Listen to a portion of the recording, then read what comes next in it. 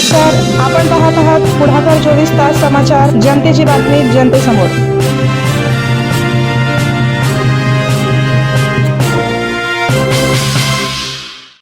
येत्या 5 जुलैपासून शिवसेनेचे कार्यकर्ते साखळी उपोषणावर.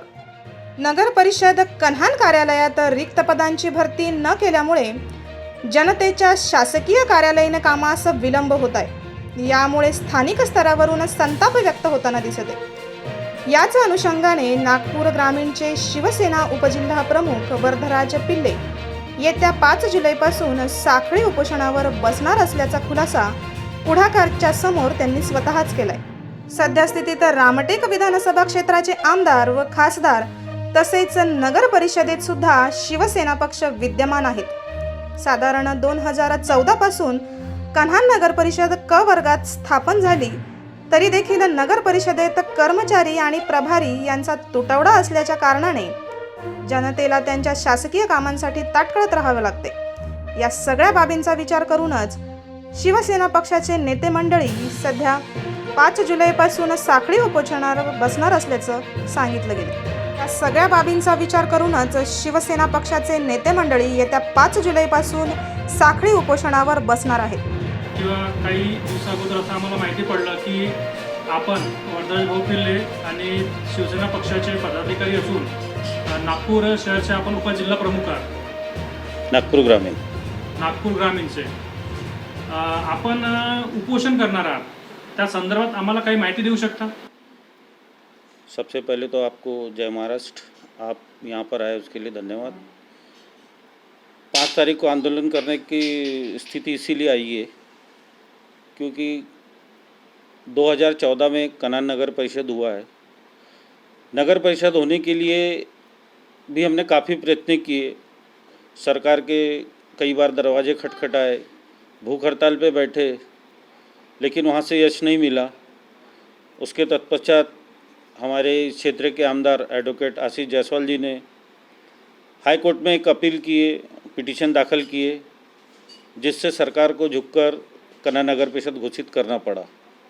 लेकिन मुझे ऐसा लगता कि नगर परिषद घोषित के पीछे कहीं ना कहीं उच्च पदस्तरीय जो लोग हैं उनकी मनोकामना या उनकी इच्छा नहीं थी नगर परिषद होना, और वो नगर परिषद हुआ.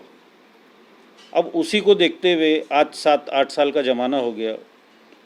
पहला नगर अध्यक्ष 5 साल का पूरा कर चुका, दूसरा नगर अध्यक्ष का इलेक्शन हुआ, वो भी आज 2 साल हो चुके.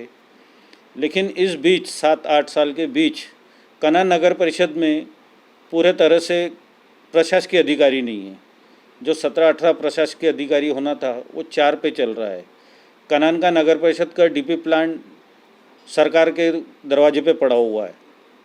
जब तक डीपी प्लान पूरा नहीं होगा तब तक कन्हान में किसी भी प्रकार का कुछ भी काम नहीं कर सकते. कन्हान में वाटर फिल्टर बन के पड़ा हुआ है. कन्हान में ढंग से जीने का तो छोड़ो, मरने के बाद ढंग से अंतिम संस्कार भी करने के लिए हमारे पास व्यवस्था नहीं है. कन्हान में अभी ये 5 साल में 2 बहुत बड़ी आपदा आई है, ये किसी से छुपावा नहीं है. इतनी बड़ी बाढ़ से कन्हान नगर परिषद गुजरा, उसके आसपास के कई गांव को तकलीफ हुई. उसके बाद कोविड-19 का ये जो चले आ रहा, इसमें भी इतनी बुरी तरह से लोगों की कन्हान में आसपास के गांव में हानि हुआ. लेकिन इतना सब होने के बाद भी हमने नगर परिषद की ओर से कुछ अच्छे कार्य कर नहीं पाए. उसका मेन कारण ये है कि यहाँ पे प्रशासकीय अधिकारी नहीं है, यहाँ पे सीओ नहीं है, यहाँ पे माइनिंग का जो काम होता है, प्लानिंग जो बनाता है, इंजीनियर बोलो, डिप्टी इंजीनियर बोलो, वो नहीं. सिर्फ अकाउंट सेक्शन का एक अधिकारी अपने पास है कन्हान में, और बाकी कोई नहीं है. अब ऐसे में क्या गांव का विकास होगा, क्या गांव का काम होगा, क्या यहाँ के गोरगरीबों को प्रश्न छूटेगा? आज सबसे बड़ा मुद्दा है जो कन्हान में लीज की जगह पे रहते उनको पट्टे सरकार की ओर से करना है. अब सरकार ने नियम चेंज किए. अभी ये सीधा सीओ और एसडीओ साहब ये दोनों की मध्यस्थी में कन्हान के लोगों को पट्टे वाटप हो सकता है. लेकिन कन्हान में सीओ साहब के अभाव के कारण और कहीं ना कहीं एसडीओ साहब का कनान की ओर उतना ध्यान नहीं। इसको लेके कनान के बहुत सारे लोग आज पट्टे को लेके वंचित पड़े हुए। कई लोगों के बाढ़ में घर बह चुके, लेकिन उनको मुआवजा नहीं दिया जा सका। उसका मेन कारण था कि उनके पास पट्टे नहीं हैं। अब ये सब की जवाबदारी किसकी है? अब हम लोग थक गए। हर तरह से हमने, हमारे क्षेत्र के हमारे शिवसेना के ही आमदार है, हमारे ही खासदार है, हमने इन सबको पत्र दिए हैं। अब इन्होंने भी कहीं ना कहीं अपने तरफ से प्रयास किए हैं, लेकिन सफलता कब मिलेगी ये बता नहीं सकते। इसीलिए हमको उपोषण का एक मार्ग दिखा। पण हे सर्व जे काही तुम्ही आता करणार आहात 5 तारखेला, म्हणजे येत्या 5 तारखेला उपोषण करण्याचा तुम्ही निर्णय घेतला आहे. नेमकं कन्हान नगर परिषदमध्ये पण सत्ता तर तुमचीच आहे आणि इथले रामटेक क्षेत्राचे आमदार ते सुद्धा शिवसेना पक्षाचेच आहेत. त्याच्यानंतर खासदार हे सुद्धा शिवसेना पक्षाचेच आहेत. इवन ऑफ महाराष्ट्रामध्ये सरकारसुद्धा शिवसेना पक्षाचीच आहे आणि नगर परिषद सुद्धा शिवसेना पक्षाच्या असून सुद्धा ही अवस्था येत आहे. म्हणजे याला कारणीभूत कोण आहे? बरोबर है, आपने जो बोला वो एकदम 100% सही है। लेकिन सरकार बदली है, मुख्यमंत्री बदला है, लेकिन जो वहाँ बैठे हुए प्रशासकीय अधिकारी है, आज भी उनकी मानसिकता काम करने की नहीं हो सकती है।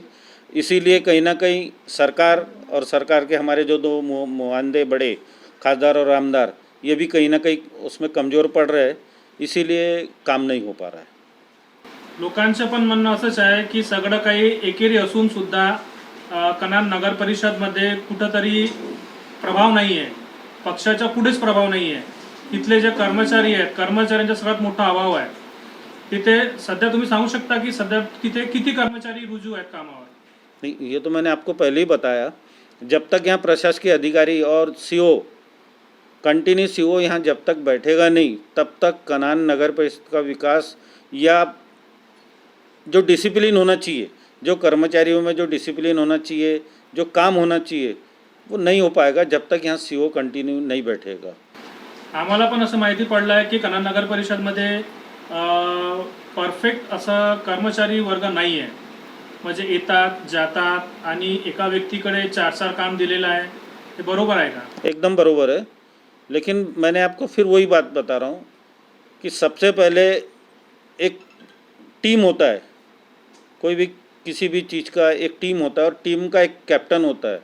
अगर कैप्टन बराबर ना रहे तो टीम बराबर चल नहीं सकती। उसी प्रकार कनान का नगर परिषद ढंग का एक सीओ नहीं है, और सीओ नहीं रहने के कारण वहाँ के कर्मचारी माज गए। कर्मचारी अपने टाइम पे ड्यूटी पर आते नहीं है, और जो आते हैं वो काम करते नहीं है। सिर्फ अपना पेमेंट लेना है और अपनी हाजिरी उनको पूरी करना है। यही नगर परिषद का धोरण चालू है। मग अशा सगळ्या प्रकरणामध्ये तहसीलदार आणि जिल्हाधिकारी यांनी दखल घेतली की नाही? नहीं, तहसीलदार साहब का तो इसमें नहीं आता। कलेक्टर साहब को हमने बहुत बार पत्र दिए। हमारे जो नगर अध्यक्ष करुणा अष्टनकरताई, इन्होंने अपने लेवल पे हर किसी को, मुझे लगता है कि 5-5, 6-6 बार उन्होंने तकरार पत्र दिए, लेकिन कहीं भी उनका सुनवाई हुआ नहीं। और हम नहीं चाहते कि ये 5 साल फिर ऐसी गांव बीत जाए, गंदगी में लपेट के रह जाए, और आने वाले इलेक्शन में लोग फिर हम पे ठपका रखेंगे कि तुमने काम तो किए नहीं। सध्याची अवस्था जी आहे की तसंही गव्हर्नमेंट 100% मधून 15%च कर्मचारी कामावर पाठवत आहेत. आणि अशा अवस्थेमध्ये ऑलरेडी कन्हान नगर परिषदमध्ये कर्मचाऱ्यांची एवढी कमी आहे की तिथे सध्या 4 ते 5च परमनंटली कर्मचारी आहेत, असं आम्हाला माहिती पडलं. बरोबर. अशा अवस्थेमध्ये किती लोक तिथे काम करत असतील हा सुद्धा सर्वात मोठा प्रश्न आहे. कन्हान नगर परिषद 50,000 जनसंख्या लोकांचं गाव आहे मोठं, आणि अशा मोठ्या गावामध्ये फक्त 4 ते 5 जे परमनंट कर्मचारी आहेत ते तिथे काम करत आहेत. आणि तुमच्या हिशोबाने आता कन्हान नगर परिषदमध्ये किती कर्मचाऱ्यांची गरज आहे, काय वाटतं तुम्हाला? कर्मचारी की तो बात तो अलग रही। मैंने आपको पहले ही बताया कि यहाँ पे जो प्रशासकीय अधिकारी है टोटल 17 होना चाहिए। काम चलाने के लिए व्यवस्थित ढंग से 17 प्रशासकीय अधिकारी होना चाहिए, जो हर डिपार्टमेंट के अलग अलग अधिकारी होना चाहिए। जब अधिकारी यहाँ कंप्लीट नहीं है तो कर्मचारियों को तो छोड़ो, जो कर्मचारी है फिलहाल में अभी टोटल ठेकेदारी पद्धति से काम चालू है। ठेकेदारी पद्धति से ठेकेदार अपने हिसाब से काम कराता है, 10 हाजिरी की जगह 20 हाजिरी लगाता है और कनान का विकास का काम चालू है। सगळ्यात मोठा जे खाली भरण्याची जी गोष्ट आहे की सगळ्यात मोठी की जे प्रशासकीय अधिकारी त्यांची सगळ्यात मोठी कमी आहे आणि त्यांची कमी असल्यामुळे बाकीचे काम होत नाही आहे सुरळीतपणे।